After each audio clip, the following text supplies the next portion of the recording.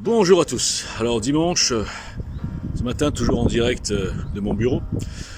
Mon bureau en face de la mairie de Charenton-le-Pont. Alors ce matin je vais essayer de faire un énième petit bilan sur la notion de folie. C'est-à-dire comment on peut traiter quelqu'un de fou, sur quels critères. Je parle sur Twitter toujours, parce que sur TikTok, mes amis TikTokers là, toqués, je sais que vous êtes libres et que vous n'hésitez pas à dire ce que vous pensez.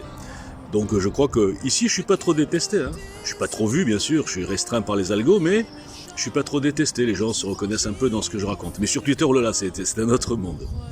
Alors, quand je suis arrivé en 2017 avec EJL, j'avais dit, les gars, moi j'aime bien dire les gars.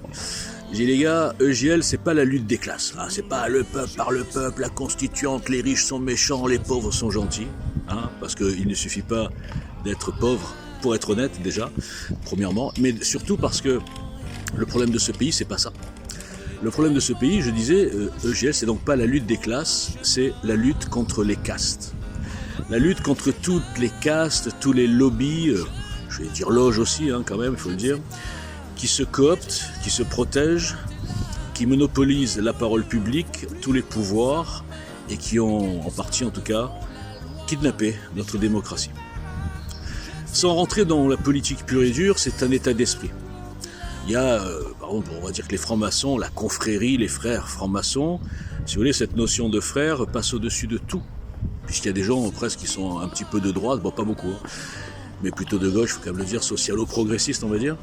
Mais leurs conditions de frères, même s'ils ne se connaissent pas, ils se trouvent dans une réunion, ah toi aussi, ah ouais, et puis d'un coup ça y est, ils sont connectés les mecs. Si tu lui demandes de truquer un dossier pour couvrir l'autre, il le fera. Alors qu'il ne le connaît pas, hein, il vient de le rencontrer.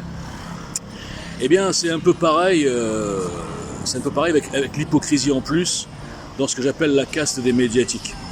C'est ceux-là qui ont participé finalement à la destruction de GL Citoyen, avec la complicité bien sûr de leurs fans respectifs. Alors la caste des médiatiques, ce sont des gens, alors influenceurs, pseudo-résistants, chroniqueurs, patrons de petits médias, ou de chaînes YouTube, hein, qui ne gèrent bien sûr chacun que leur carrière personnelle et leur notoriété.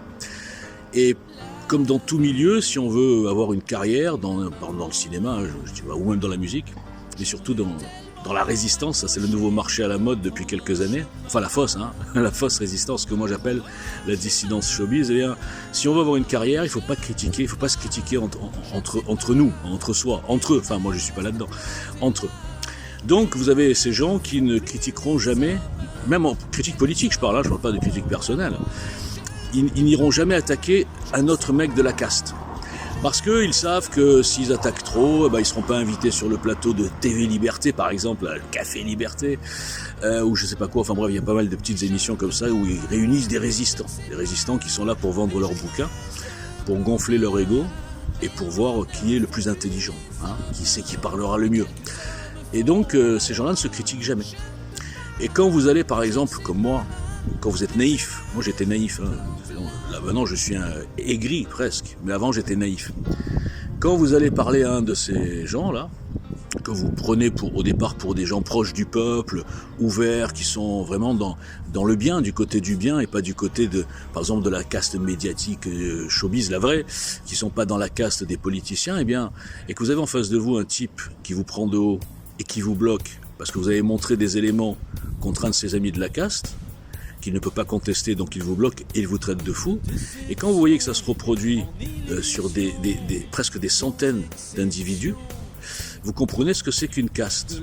Alors je vais prendre deux exemples pour bien imaginer ça. Je vais prendre d'abord un exemple dans la politique.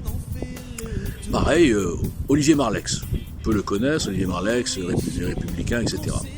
Moi, c'est un type que j'ai repéré au début et j'ai dit, tiens, ce type-là, il a une paire parce qu'il a pris le dossier Alstom et il lâche pas l'affaire.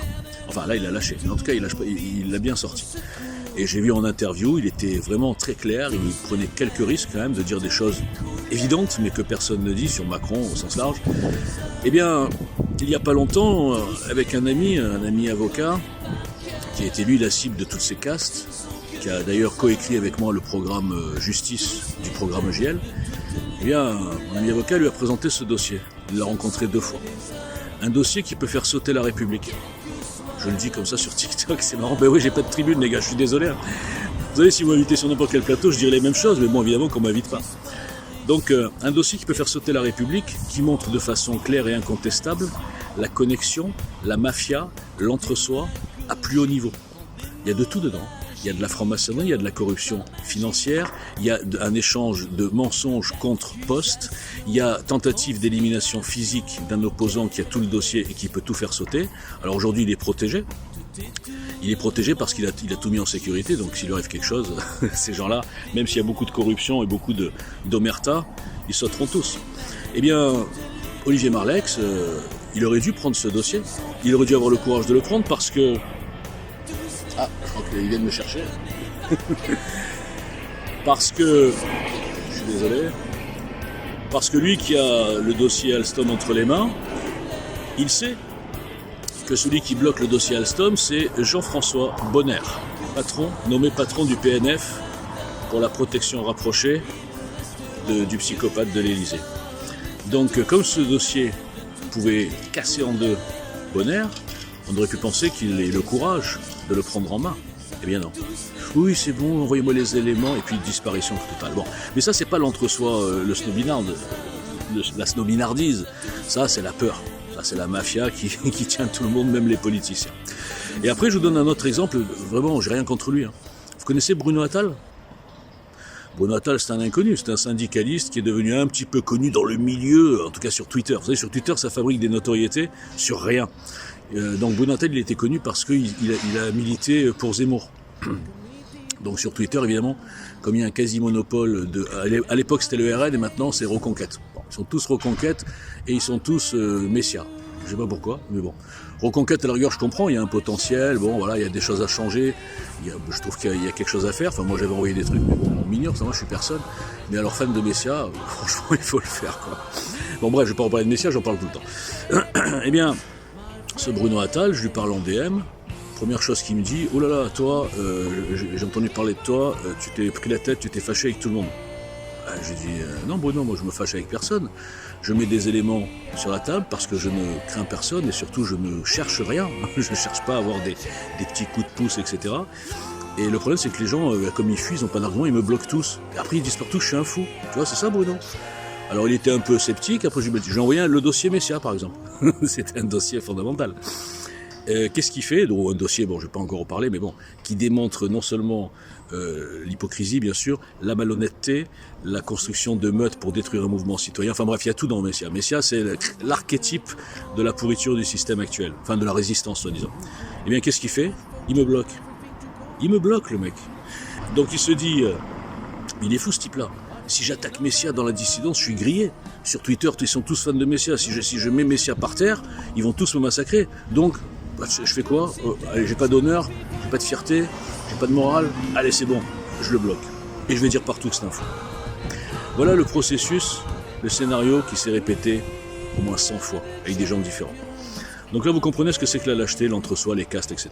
Donc je ne m'étais pas trompé de combat, mais je me suis trompé de peuple, vu que personne ne soutient JL, on me prend pour un fou, alors que je suis le seul à parler clair, et sans aucun tabou, et n'avoir peur d'attaquer personne. Voilà, merci beaucoup, bon dimanche. We are the champions, no time for losers, 'cause we are the champions. We are the champions, my friends. And we'll keep on fighting till the end. We are the champions.